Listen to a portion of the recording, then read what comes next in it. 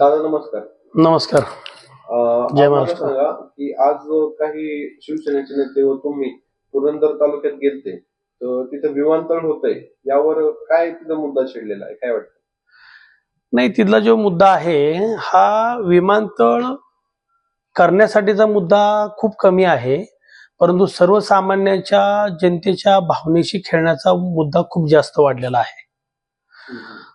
तिथली जी व्यथित जनता आहे त्या जनतेचे जर आज आम्ही खऱ्या अर्थाने त्यांचे विचार, त्यांचे मतं, त्यांचे पडसाद पाहिले तर खूप अतिशय तीव्र पद्धतीचे निषेध आहेत. अगदी सरकारच्या विरुद्धचे निषेध आहेत, तिथल्या स्थानिक लोकप्रतिनिधीच्या विरोधातले निषेध आहेत लोकांचे. कारण कुठंतरी प्रशासनाचा गैरवापर करून सर्वसामान्यांचा गळा घोटण्याचं पाप कुठंतरी हे सरकार करतंय विमानतळाच्या माध्यमातून. हे प्रश्न थांबला पाहिजे, हा मुद्दा फार महत्वाचा आहे.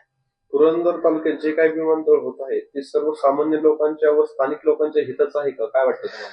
स्थानिक लोकांच्या जर हिताचा प्रश्न असता तर आज एवढ्या मोठ्या आंदोलनाला किंवा तिथल्या एक दोन लोकांचा जीव गेला ह्या विमानतळाच्या ह्या गव्हर्नमेंटच्या चुकीच्या हट्टापायी, तो जाण्याची वेळ आली असती का जर सर्वसामान्यांच्या हिताचा आणि शेतकऱ्याच्या प्रश्नाचा विषय असता तर?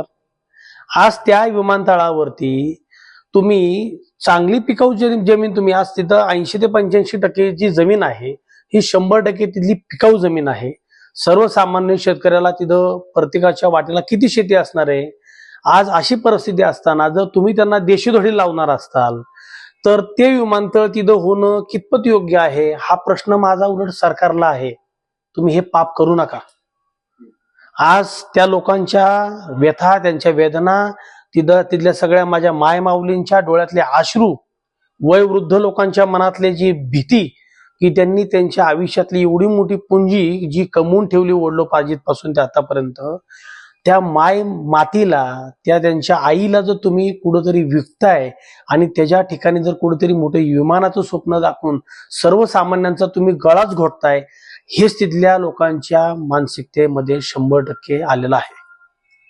सरकार विमानतळ जर जबरदस्तीने बांधण्याचा प्रयत्न केला तर तुमची भूमिका काय राहणार आहे? आमची भूमिका स्पष्ट आहे की जो छत्रपती शिवाजी महाराजांनी 450 वर्षापूर्वी खऱ्या अर्थाने ह्या महाराष्ट्राला लोकशाही जी प्रदान दिली त्या लोकशाहीच्या मार्गाने आणि संविधानाच्या कायद्यानुसार आम्ही 100% मायबाप जनतेच्याच बाजूने लढा तिथं उभारू. येणाऱ्या काळामध्ये कुठल्याही माझ्या मायबाप शेतकऱ्याचं रक्त तिथं सांडून देणार नाही, ही जबाबदारी आम्ही 100% घेऊ. आणि तिथं जो बाळ हट्ट पकडलेला आहे तिथल्या लोकप्रतिनिधींनी, त्यांचा तो बाळ हट्ट आम्ही हाणून पाडल्याशिवाय राहणार नाही, एवढंच मी आपल्याला सर्वांना निश्चितपणे सांगू इच्छितो. आज तुम्ही पुरंदर तालुक्यात गेलते, तर तिथली दृश्य बघून तिथली काय परिस्थिती वाटते तुम्हाला, काय वाटतं?